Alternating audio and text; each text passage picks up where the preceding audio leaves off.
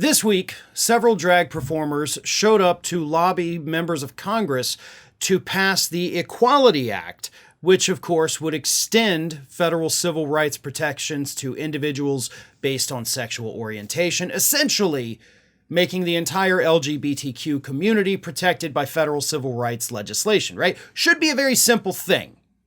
And 3 drag performers showed up in Congress, met with several Democratic members of Congress, but they didn't meet with Marjorie Taylor Greene. And maybe that's what set Marjorie Taylor Greene off, but either way, she was furious about the fact that these drag performers showed up to talk to members of Congress. But before we get into Marjorie Taylor Greene's statement, it's important to give a little context here. One of these drag performers goes by the name of Bridget Bandit, appeared on CNN after they had gone and spoken to members of Congress, and this is what Bridget Bandit said. "We already see so many attacks on our queer community. I already don't feel safe in my own hometown just dressed in drag like this, and it's very scary for queer people to exist in a time where we see this kind of rhetoric being pushed by our lawmakers and the people who should care about other issues that actually affect the American people other than attacking our community." So, pretty cut and dry, right? Congress should be doing things that actually help the American public, but instead they're busy attacking us. Like, we're not a threat to anybody. And Bridget Bandit pointed out, it's scary for us. We do get death threats. But that's when Marjorie Taylor Greene chimed in, got on social media and said this. "No, what's scary is men pretending to be women, reading gender cult lying books to our children, provocatively dancing nearly nude in public spaces, and taking over our bathrooms, sports, and private spaces. Women and children need protection from them." Of all the threats to women and children in this country, drag queens and transgender individuals do not pose those threats.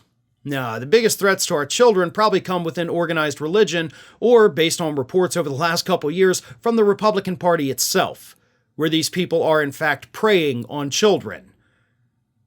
And not to mention the guns that overwhelmingly kill our children in school. Those are the things you should be worrying about. And of course, that's what Bridget Bandit was trying to say.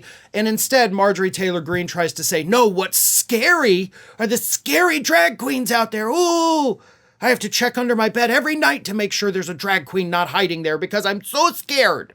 So scared, Marjorie Taylor Greene says she is. There are real threats facing this country. Drag queens are not one of them. The LGBTQ community is not one of those threats. The threats are coming from organized religion that is overwhelmingly preying on our children. The threats are coming from inside the Republican Party who want to force their religion, that same religion that's abusing those children, onto the children in public schools. That's a threat to the kids.